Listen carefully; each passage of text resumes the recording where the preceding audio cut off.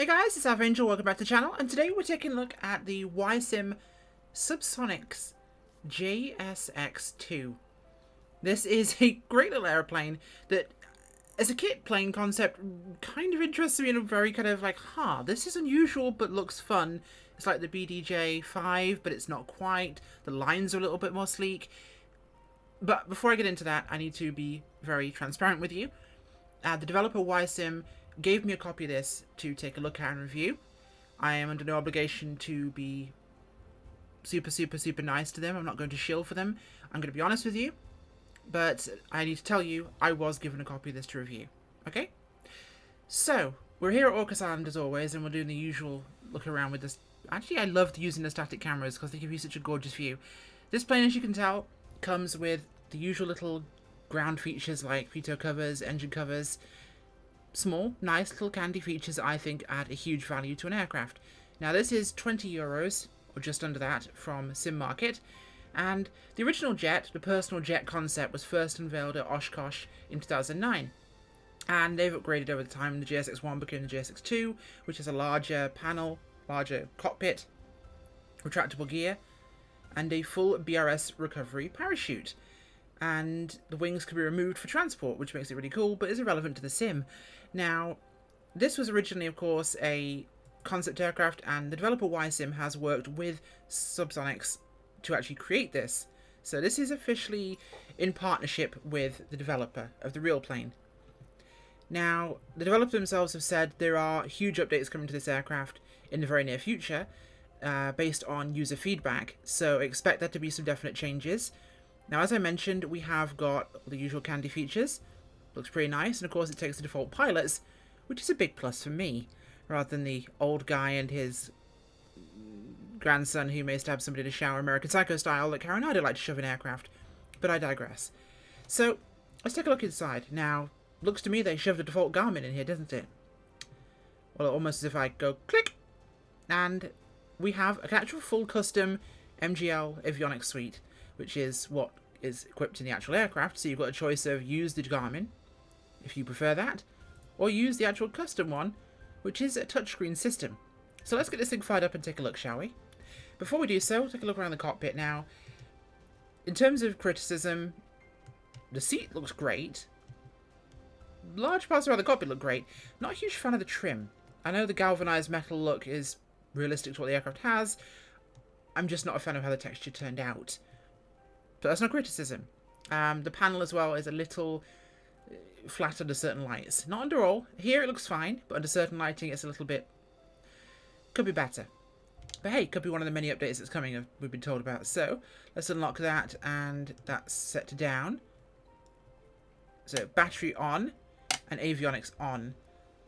And this is the actual custom avionics suite the real aircraft comes with, as you can tell. A little cursor on the screen there.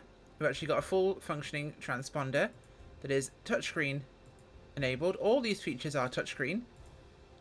We can change our actual readout for pressures based on what you use in various locations. Or did I just click there? I clicked something. I'm not quite sure what it was. Now, those buttons don't do anything, I believe, under this version, but that's for some reason a parking brake.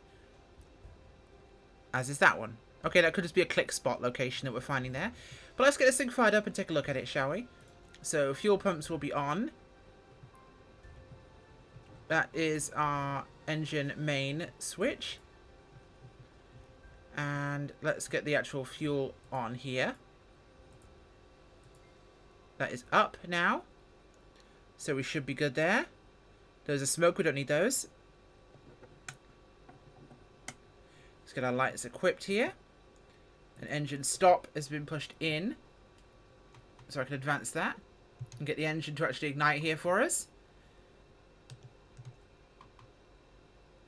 PSI is coming up. Now it's a really small engine, this. It's the sort of thing that's a bit bigger than a Model RC engine. As you can tell, it's a dinky little one. It's tiny. These are the sort of things you see attached to those flying wingsuit things. It's kind of a very small engine. But it does kick alive, and I do love the vapor effects behind that. Composite frame and metal, of course, on the skin. So engine's coming alive here for us. Now, the sounds inside with the cockpit open are the same as with the cockpit closed. That is one negative that I would say. But overall, I like the simplicity. I like the functionality. I like the custom avionics here. They are actually really receptive. And it's adaptable to the speeds, of course, here. So it'll change with your actual flap settings, what your stall is going to be on red line there. So we are good to go here. Let's check our flaps. I believe they are down because of the hydraulic system, so we'll have to retract those manually. Okay, we'll set 1 notch flaps for departure. And let's take off the parking brake. And we roll because this thing's actually very, very light and has a lot of power. Now, in terms of our camera views, it has normal. So there's no forward over the actual glare shield one there, but you could also go full down here into your avionics, so you know exactly what's going on with the click of a button. Which is nice. It's no BS, just straight in there. Now, I will say, this is Ysim's first aircraft.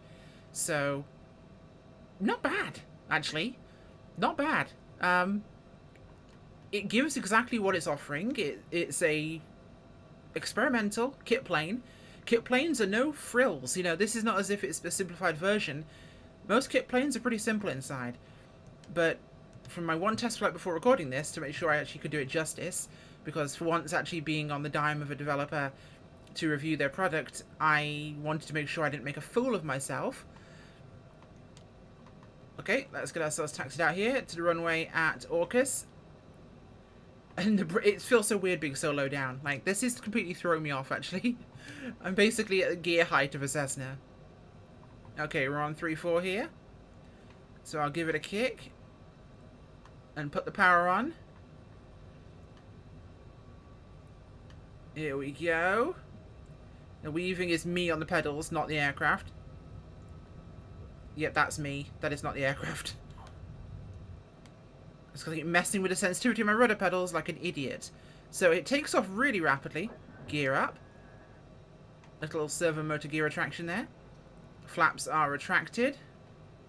Let's pull engine power back slightly here. Keep ourselves in the right arc. So the aircraft reacts very well, I have to say. Oh, hello, sounds. There we go. External sounds are good for a tiny little engine. That sounds about right. Sounds like a tiny little annoying jet engine, which is exactly accurate. Interior sounds do sound a bit quiet. I'll give it that. They are on the quiet side. Which, if you like a quiet aircraft to fly in, GG, right? This is if you like me and don't like getting annoyed by the incredibly loud, we're simulating this without headphones on aircraft types. Yeah, it works. I mean, small engine behind you, completely coupled with headphones. Yeah, it'd be pretty loud still. Oh, I like that. G-force meter coming up on the screen. Can I crank that baby any higher? No, I can get about 4 sustained with a full crank. Okay. That is a neat feature. I like the G meter there. That is nice. Let's go negative G. Negative G. Oh, hello. Nope, that didn't like that at all. Telling me to pull up. I love the animations in this Avionics. This is nice. At first I thought it was kind of simple graphically, but having looked at it online, this is what they look like, and it's feature-packed. Really feature-packed. That is cool. The one thing I do kind of perhaps... Oh, hello, what's this? This is it without any... Is there meant to be something there? I can't tell. Maybe night mode? Could be night mode? Yeah. That's our barometric pressures. The one thing I do think would be... Oh, hello. So we have a GPS location of ourselves. We have heading and things, but I don't think we actually have GPS. I could be wrong there. I'm not that expert with this stuff, but of course, if you need to, you can switch to the Garmin system. You know, pull this one out and throw the spare avionics in you have in your bag, and you have a full Garmin unit with map. Although I don't think this is the sort of plane I'll be flying if I want to go on a huge cross-country navigating with a GPS. This is just fun flying. The aircraft is very snappy. It rolls.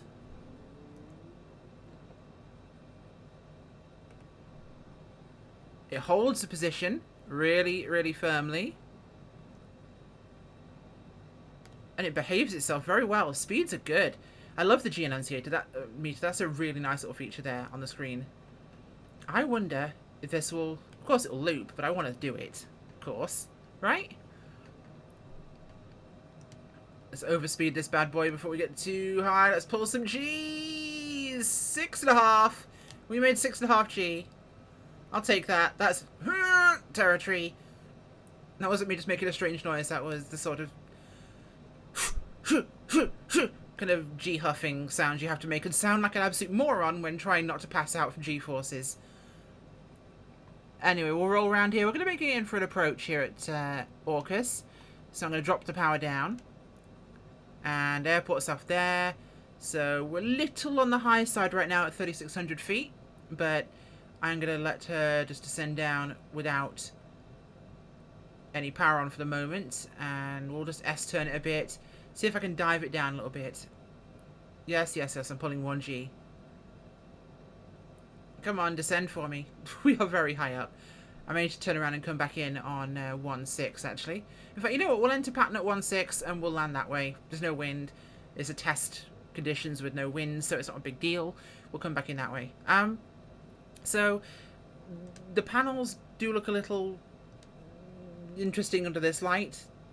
Like, I'm not sure I like this dusted kind of look to it. It's a little strong for me. But... all the actual systems on here. I mean, look at this stuff does actually all do what it says on the tin. It's a simple kit aircraft that's designed to be simple. If I was into this sort of aircraft, I'd probably fly this a lot. In fact, I'm probably going to fly it more than I would have done. Because it was one I was actually eyeing up on SimMarket. And I was thinking, well, is this the sort of thing I'd fly? I don't really like the BDJ look, per se. Whereas this aircraft, it just has a certain charm to it, and it does has a little allure. I don't know what it is, but I was looking at this, and I would say if I had paid 20 euros for this, I would not be disappointed. There are things I would like to see change, and based on what Ysim has said, because like this is one of them, like, oh hello, it's kind of quiet, isn't it? I can't close it out. I have to go down here, close that.